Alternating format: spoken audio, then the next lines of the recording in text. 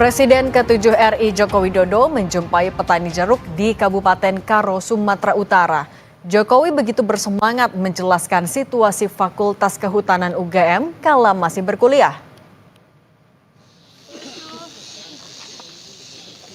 Kunjungan Jokowi ke kawasan pertanian Liang Melas Datas, Kabupaten Karo ini untuk memantau dan membantu cara pengelolaan kualitas jeruk yang saat ini terkena hama lalat buah. Saat diskusi, Jokowi yang membawa tim ahli dari UGM sempat bercerita pengalamannya di kampus UGM. Jokowi bahkan bercerita tentang lokasi kampus Fakultas Kehutanan UGM yang masih menyatu dalam kompleks Fakultas Pertanian.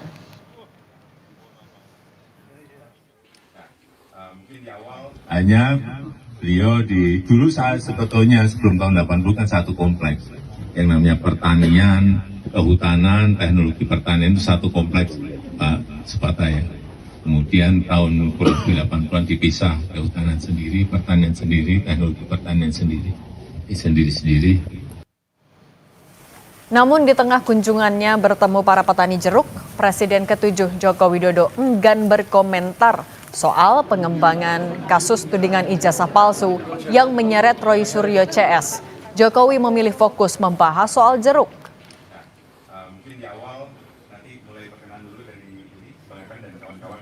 Bapaknya kesini, Pak, tanggapan kita seperti apa nih, Bapak? Ya, kita urusan jeruk aja. Pak.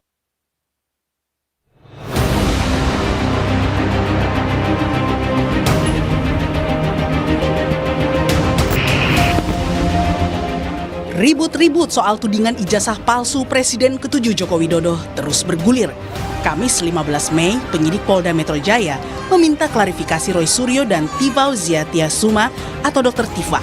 Roy mengaku statusnya bukan terlapor seperti yang selama ini disebutkan beberapa pihak.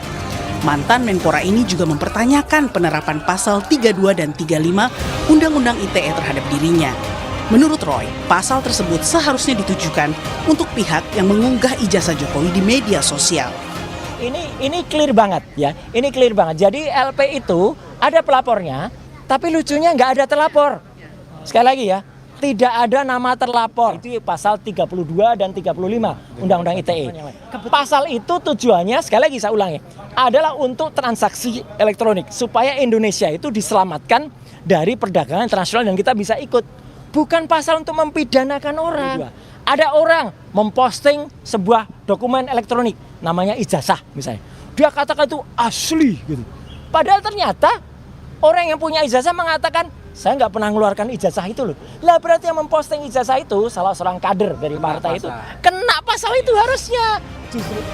Sementara pelapor Roy Suryo CS dari Perhimpunan Advokat Peradi Bersatu menegaskan, pakar telematika itu dinilai telah menyebarkan informasi tidak benar melalui media sosial dan menggiring keributan masyarakat karena menuding ijazah Jokowi palsu. Seorang Roy Suryo ya menyampaikan langsung ya bahwa ini palsu dari bahan yang dia miliki, bahwa di situ ada tertulis Joko Widodo ijazah, kemudian dia langsung menyampaikan narasi. Itu tidak lagi mengatakan diduga palsu, tapi dia sudah meyakini 100% palsu. Sebagai peneliti harusnya dia meneliti itu harus ada izin loh sebenarnya ya kepada Pak Jokowi. Ya. Kalau memang itu ijazahnya Jokowi ya. Ya. Sosok lain yang juga terseret di pusaran ijazah Jokowi yakni Kasmujo yang pernah diklaim Jokowi sebagai dosen pembimbing skripsinya di Fakultas Kehutanan UGM. Mantan dosen Fakultas Kehutanan UGM ini mengaku tidak pernah melihat ijazah Jokowi. Selain itu, ia juga membantah ada tawaran bantuan hukum dari Jokowi untuk menghadapi gugatan bersama Rektor UGM di Pengadilan Negeri Sleman. Nah, kalau dari Pak Jokowi sendiri menyampaikan dukungan moral nggak seperti itu?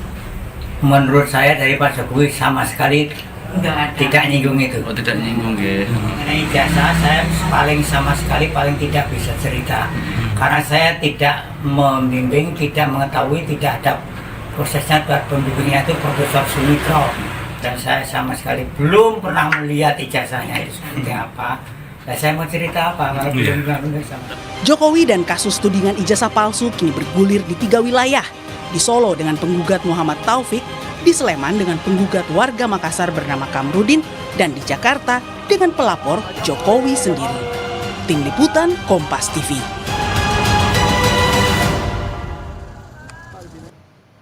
Gugatan tudingan ijazah palsu Jokowi terus bergulir di 3 wilayah, yakni Solo, Sleman, dan Jakarta. Terbaru, mantan dosen Fakultas Kehutanan UGM Kasmujo mengaku tidak pernah menjadi dosen pembimbing skripsi dan tak pernah melihat ijazah Jokowi.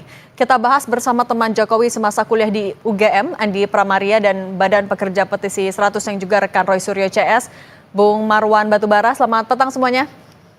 Selamat petang, Mbak Cindy.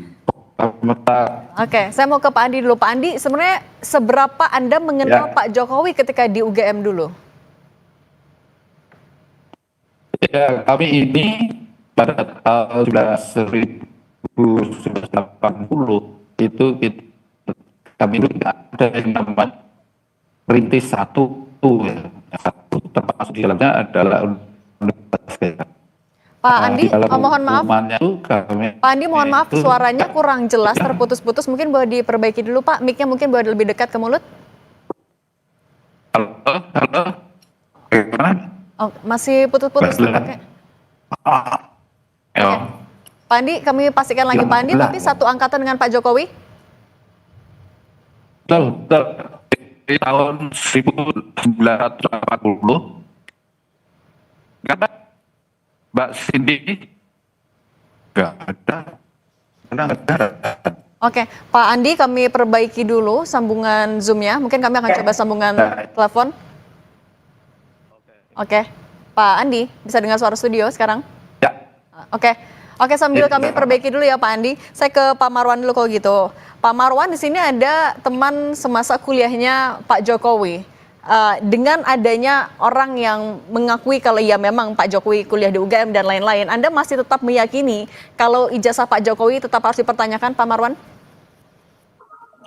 Ya, soal teman kuliah itu satu hal, soal ijazah itu hal lain.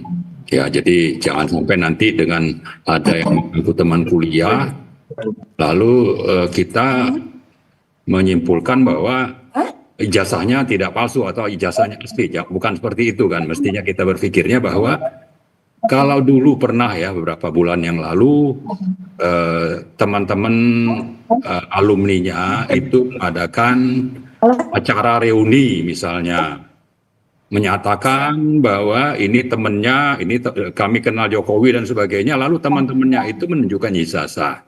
Tapi Pak Jokowi sendiri tidak begitu. Jadi isunya bukan soal siapa temannya, tapi soal keaslian ijazah.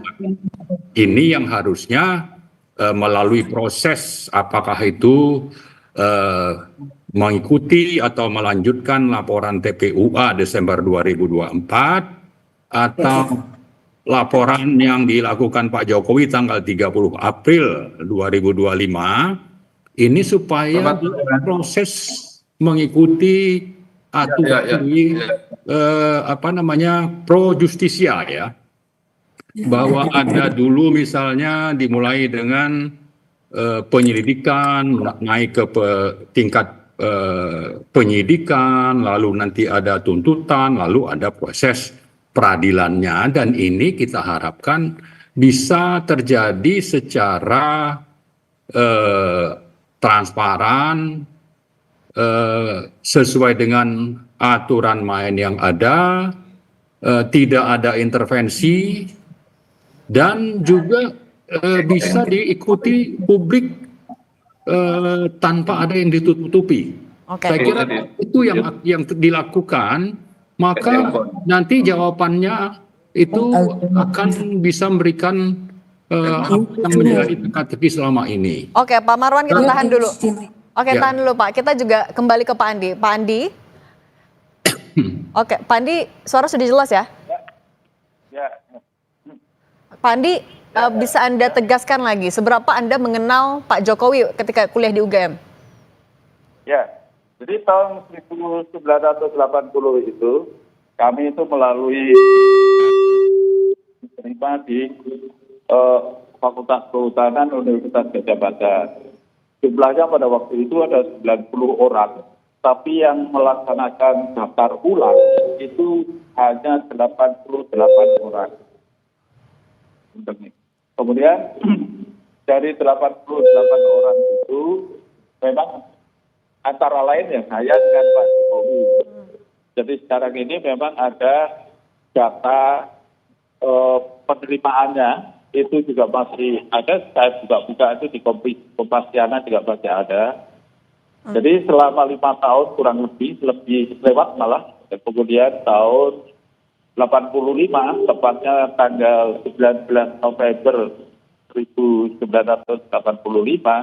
kebetulan kami ini kalau tidak salah itu bersama 11 orang seangkatan ya, itu antara lain ya saya dengan Pak Jokowi itu lulus berbarengan untuk sarjana kehutanannya. Jadi sebenarnya kalau masa perkenalannya itu ya dari awal mulai tahun 1980 itu. Sampai 85 ya Pak ya? Oke, Pak Andi, tapi kalau dengan Pak Kasmujo seberapa kenal? Tapi tahan dulu Pak, jangan dijawab dulu, kita akan lanjutkan usai jeda berikut ini. Kompas Petang kembali, masih bersama kami ada Pak Andi Pramaria dan Pak Marwan Batubara. Pak Andi, kalau dengan Pak Kasmujo, Anda seberapa kenal? Sebenarnya beliau adalah dosen pembimbingnya Pak Jokowi, seperti yang ditulis Pak Jokowi di Instagramnya, atau bukan sebenarnya adalah asisten dosennya? Bukan. Jadi kalau Pak Kasmujo itu sebagai dosen, tapi dosen pembimbing akademik, bukan pembimbing skripsi. Jadi kalau pembimbing skripsinya Pak Jokowi itu sebenarnya Profesor Sumitro. Artinya tapi yang bisa menguatkan bahwa memang Pak Jokowi adalah lulusan UGM, ijazahnya asli. Kalau bukan Pak Kasmujo, ada sosok lain yang bisa Anda sebutkan namanya? Ya kan ada teman-teman saya, Mbak. Teman-teman saya ini yang masih sehat-sehat itu ada 67 orang. Jadi 68 termasuk Pak Jokowi. Kalau misalnya mereka dimintai keterangan juga masih akan bisa. Oke. Kalau Pak Marwan mendengarnya ada perbedaan pengakuan dari Pak Jokowi bilangnya adalah dosen pembimbing, sementara dari Pak Kasmujo juga menolak atau membantah sebenarnya. Kalau Anda melihatnya ini menguatkan dugaan Anda kah atau seperti apa? Oh, sangat jelas ini menguatkan dugaan memang ijazahnya itu pantas dipertanyakan lah, atau kasarnya itu ya ijazahnya palsu. Dan lebih lanjut sebetulnya dari dua tokoh ini, Pak Jokowi dan Pak Kasmujo itu pendapat berbeda ini sudah bisa langsung kita memproses lebih lanjut soal kebohongan Pak Jokowi. Berarti bohong dong orang yang dikatakan pembimbing itu mengatakan dia bukan pembimbingnya. Ini ada delik hukum baru yang bisa dijadikan alasan untuk bagaimana supaya kasus ijazah Pak Jokowi ini bisa dibongkar sampai ke akar-akarnya, dan supaya rakyat Indonesia itu mendapat jawaban sesuai dengan perintah dari Undang-Undang tentang Keterbukaan Informasi Publik, Undang-Undang Nomor 14 2008. Jadi saya ingin meminta supaya ya jangan sampai nanti Barreskrim mau audit forensik, lalu Polda atau di Polda Metro Jaya misalnya ingin memproses soal pengaduan penghinaan, ya. Jangan ini yang difokuskan, tapi tujuannya untuk membebaskan Jokowi. Tapi justru sebaliknya, semua lembaga terkait di Polri itu bersatu untuk membuat supaya ini terang benderang. Dan Pak Marwan, kita ingatkan kepada publik bahwa di polisi ini bukan satu-satunya tempat, ini baru awal. Soal transparansi dan keaslian itu yang ingin ditunggu juga oleh publik, Pak Andi. Tapi kalau Pak Kasmujo sendiri sebenarnya seberapa sering berinteraksi atau mengajar Pak Jokowi? Pak Kasmujo itu sebenarnya dia memegang mata kuliah satu kalau saya itu tentang masalah teknologi kayu, dan hanya satu, dan beliau pada waktu itu masih asisten dosen, jadi belum menjadi dosen penuh gitu. Jadi mereka kalau mengajar masih harus didampingi. Nah, karena kalau di kehutanan itu kan ada tim gitu kan, biasanya tim. Nah itu Pak Kasmujo itu masih menjadi asisten dosen. Nah, jadi belum mengajar yang bisa dilepas. Gitu. Pak Andi, Nah seingat saya, tapi kalau Anda sendiri kapan sebenarnya berkomunikasi dengan Pak Jokowi?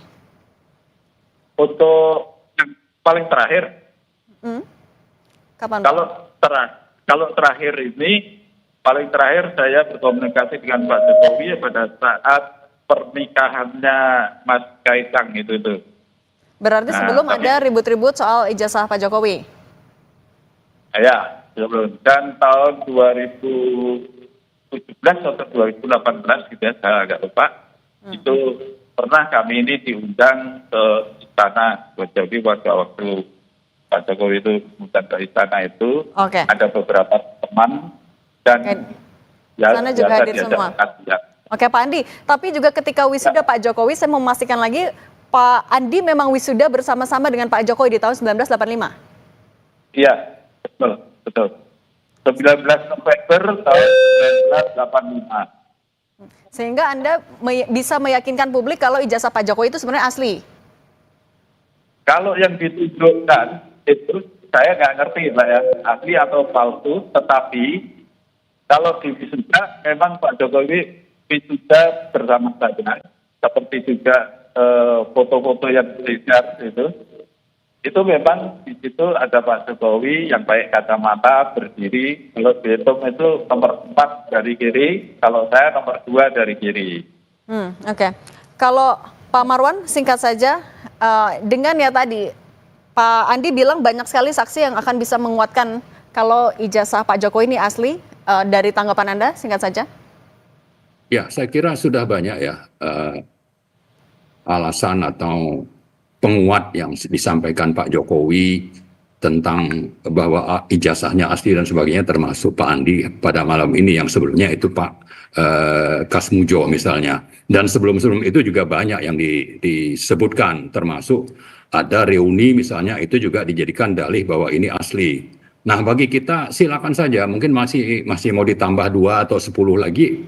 Tapi bagi kita yang penting adalah proses peradilannya itu harus mengikuti pro justisia ya. Itu yang sangat penting dan rakyat harus paham, harus memantau bahwa polisi, Polri itu bukan tempat untuk bahwa ini akan terjadi pembuktian palsu tidaknya, tapi ada proses pengadilan yang kita tuntut untuk benar-benar terjadi. Proses peradilan yang terbuka itu ya, Pak Marwan. Terima kasih sudah kami tangkap, maksudnya Pak Marwan Batubara dan Pak Andi Pramaria. Terima kasih sudah berbagi di Kompas Petang. Sehat selalu semuanya, Pak. Ya. Tetap bersama kami, saudara. Usai jeda, polisi menangkap 7 orang preman penagih utang di kawasan Cimahi.